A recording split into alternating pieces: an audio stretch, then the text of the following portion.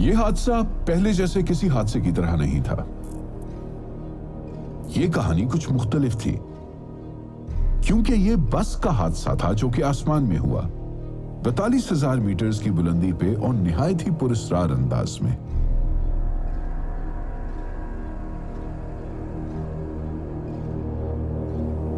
तहकीकियों के लिए सबसे बड़ा अलमिया यह होता है कि तारीख अपने आप को दोहराती है। वही गलतियां और वही नताइज बार बार सड़कों पे उसी तरह नजर आते हैं। बार बार वही कहानी देखने को मिलती है।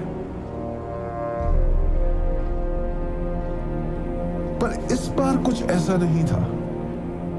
यह कहानी मुख्तलिफ थी। इस सड़क का अपना ही एक मकाम है। बाबूसर पास दुनिया की बुलंद तरीन सड़कों में से एक है, जो मौसम सरमा में बर्फ से ढका रहता है। और कुछ ही फासले पे नागा पर्वत की बुलंद चोटी है।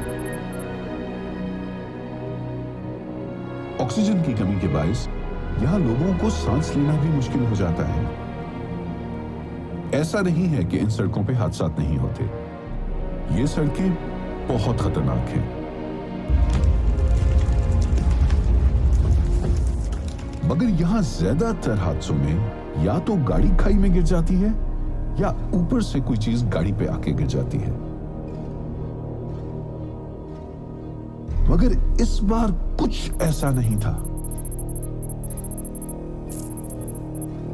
बस तो सड़क पर ही मौजूद थी और कोई चीज ऊपर से आकर नहीं गिरी थी। क्योंकि जाँ बहक होने वालों में ज्यादातर फौजी थे, सरकार को इस मामले की अच्छी तरह तहकीक करवानी थी। इसीलिए एडीसीआर और कमिश्नर गिलगित उस्मान साहब को इस काम पर लगाया गया। मगर इसमें कोई बॉम्ब या गोलियों के निशान ना मिले। यह तो महज एक ट्रैफिक का हादसा था। पहली तस्वीर और बयानों के मुताबिक कोई और गाड़ी इस हादसे में मुलविस नहीं थी। ना दाईं तरफ कोई टक्कर का निशान था, ना बस के पीछे और ना बाईं तरफ कोई टक्कर का निशान था। हां, सामने की तरफ एक संगीन टक्कर का निशान जरूर था। ऐसी चोट जो सख्त चट्टान से टकराकर लगी हो। और यह तसादुम इस जगह हुआ था, बाबूसर से नारायण की तरफ उतरते हुए इस मोड़ पर। यहां तफ्तीश के लिए बहुत सारे सवालात थे। ड्राइवर ने गाड़ी मोड़ पर मोड़ी क्यों नहीं? क्या वो नींद में था? क्या वो किसी नशे में था? या क्या उसकी ब्रेकें फेल हो गई थी? और सबसे बढ़ के ये कि वो किस रफ्तार पर गाड़ी चला रहा था।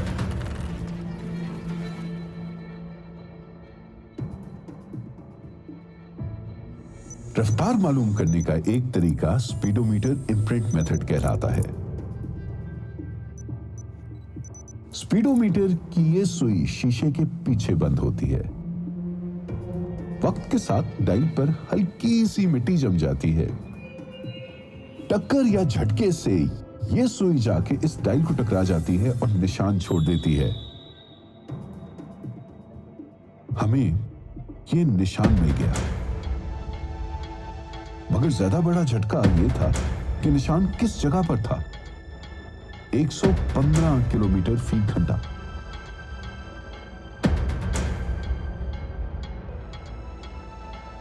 एक 115 किलोमीटर फी घंटा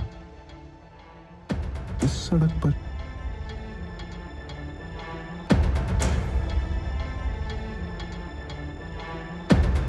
यह केस अब फंसता जा रहा था। जहां एक सवाल का जवाब मिलता था, वहां 5 सवाल और उभर आते थे। ड्राइवर यहां पे आखिर क्यों इतनी तेज चलाएगा? और दूसरा सवाल यह था कि क्या यह इंकिशाफ सही भी था कि नहीं? वो डायल पे हल्का सा निशान तो कोई भी चीज छोड़ सकती थी। सच कोई ना कोई सबूत छोड़ ही देता है।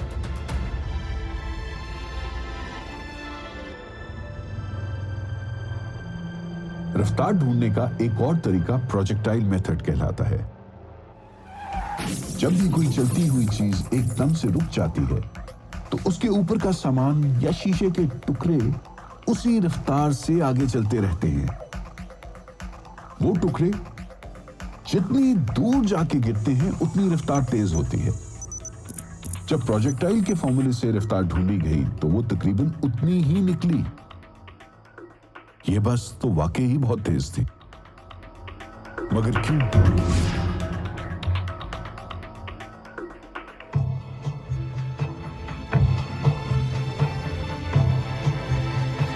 गिलगित बल्तिस्तान पुलिस ने ड्राइवर के बारे में पता करवाया कि क्या ये ड्राइवर नया था या ये सड़क इसके लिए नई थी। मालूम ये हुआ कि वो स्कंदू का रहने वाला था और यही रूट इसका पक्का रूट था और उसकी कोई नशे की आदत नहीं थी।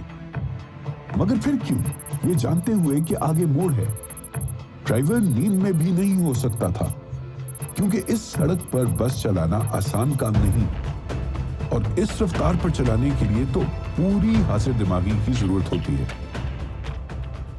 मगर शायद ये हो सकता है कि वो अपनी मर्जी से ना चला रहा हो। अब टीम का शक ब्रेक्स पे था। पहाड़ों में ब्रेक्स अक्सर चल जाती हैं, मगर किसी ब्रेक पर कोई गर्म होने के निशान ही ना मिले और ब्रेक पैड्स भी बिल्कुल ठीक ठाक थे। मगर पैड्स ठीक होने का मतलब ये नहीं है कि ब्रेक्स चल रही थीं। मसला तो कहीं और भी हो सकता है और यह भी हो सकता है कि ठीक हो मगर लगाई ही ना गई हो। इस चीज का अब कोई सबूत चाहिए था और ब्रेक्स लगने का सबूत सिर्फ यह हो सकता है कि अगर सड़क पर निशान मिल जाएं। यह सोचते हुए टीम ने सड़क का रुख किया। सर्दियों की पहली तूफान की पेशिनगोई थी और पुलिस ने ट्रैफिक के लिए सारी सड़क बंद कर दी थी। सड़क पर कोई स्किड के निशान ना मिले। इतनी सर्दी में निशान कम ही मिलते हैं। यह केस अब फंसता जा रहा था और वक्त खत्म होता जा रहा था। तूफान सर पर था और टीम ने यह फैसला किया कि केस को नामुकम्मल छोड़कर वापस पहाड़ से उतरा जाए। मगर फिर सड़क पर एक नट नजर आया। फिर उसी तरह के 3 और मिल गए। इन पर अभी जंग नहीं लगा था, यानी कि ये कुछ देर पहले ही गिरे थे। ये नट्स जगह हादसा से कोई 600 मीटर पहले थे। शायद कुछ बस में ही टूटा हो। यह सोचकर टीम ने बस की तरफ दौड़ लगा दी और पहुंचते ही बस के नीचे घुस गए। मगर जिस ब्रेक सर्वो पे शक था उसके तो चारों नट अपनी जगह मौजूद थे।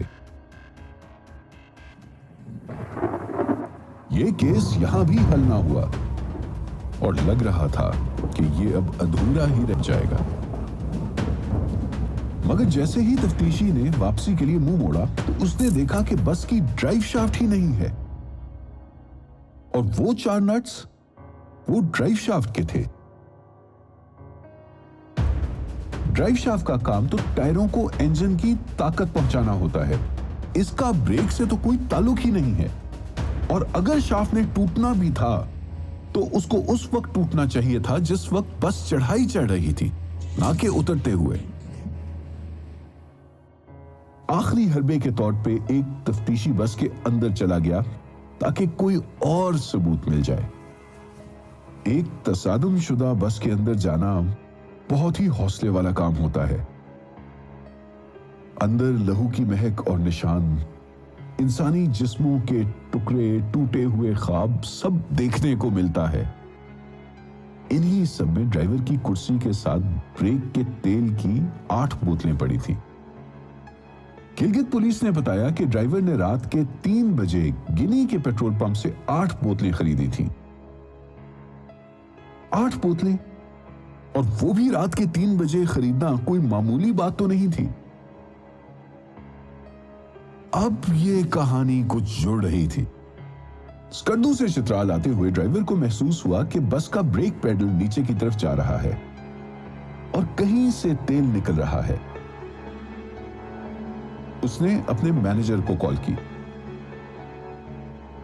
मगर मैनेजर ने पैसा और वक्त बचाने के लिए ड्राइवर को रोकने का कहने के बजाय यह हुक्म दिया कि वो ब्रेक का तेल खरीद ले और सफर जारी रखे। जब ब्रेक पैडल नीचे जाता महसूस हो तो तेल भरता रहे और बस को किसी तरह बस पिंडी ले आए। ड्राइवर ने हुक्म की तामील, मगर चिलास से बाबूसर की चढ़ाई इतनी संगीन और इतनी मुस्तकिल है कि यहां किसी ब्रेक का इस्तेमाल ही नहीं होता। जैसे ही बस ने बाबूसर की चोटी पार की और नारायण की ओर उतरने लगी तो ड्राइवर अशरफ को मालूम हुआ कि गाड़ी की ब्रेक्स मुकम्मल तौर पर नकारा हो चुकी हैं।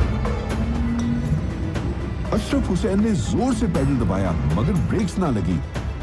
उसने गाड़ी गियर में डालकर रोकने की कोशिश की मगर इस पुरानी बस की शाफ्ट ही झटका लगने से टूट गई और गाड़ी बेमहार पहाड़ से नीचे की तरफ तेज से तेज होने लगी।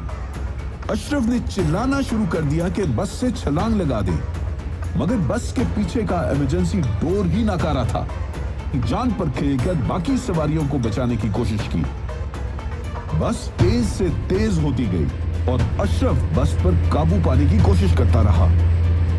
जैसे ही सामने मोड़ आया तो अशरफ के पास दो रास्ते थे, या तो बस को पहाड़ से नीचे जाने दे या फिर चट्टान से टकराए, अपनी जान कुर्बान करे और बाकी सवारियों को बचा ले।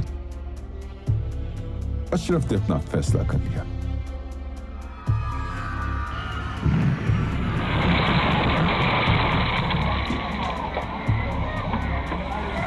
अगर ये बस मेयार के मुताबिक होती और सब सवारियों ने सीट बेल्ट पहनी होती तो शायद 2-3 हलाकतें होती। सीट बेल्ट के बगैर शायद 5-6। मगर इस बस में सीट बेल्ट तो क्या, सीटें ही इतनी खस्ता हाल थी कि जड़ से उखड़ गईं और सलाखों की तरह सवारियों में जा खुबी। यहां बाहर की हवा का दबाव भी इंसान के अंदर के दबाव से कम था, जिसकी वजह से खून बहुत बहना शुरू हो गया और जो ही खिड़कियां टूटी तो तमाम जख्मी बर्फानी सर्द हवा की लपेट में आ गए। इधर कोई मोबाइल सिग्नल्स तक ना थे और जब तक पहली इमदाद 3 घंटे बाद पहुंची, अशरफ समेत बेशतर जख्मी अपनी जान की बाजी हार चुके थे।